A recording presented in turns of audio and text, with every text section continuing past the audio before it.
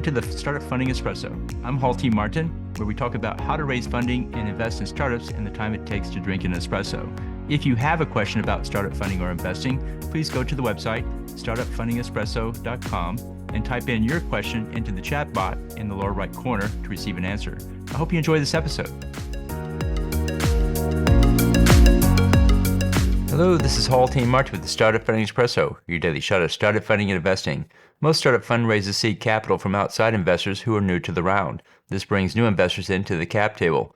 There are rounds in which the existing investors fund the startup. This is often done for bridge rounds. Instead of raising the next major round, the startup raises additional capital to prepare for the next major round. This often happens between the seed and Series A, which is a bigger step compared to other rounds.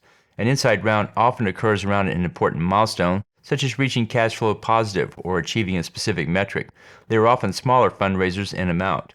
They focus on existing investors. The goal is often a key metric needed to raise the next round, and they are often priced at the same valuation as the last one. It's easier to raise a small amount from the existing investors than from outside investors. Inside rounds are common and don't necessarily indicate the startup is in trouble. Consider an inside round for your startup. Thank you for joining us for the Startup Funding Espresso, where we help startups and investors connect for funding. Let's go start us into today. Hall T. Martin is the director of Investor Connect, which is a 501c3 nonprofit dedicated to the education of investors for early stage funding.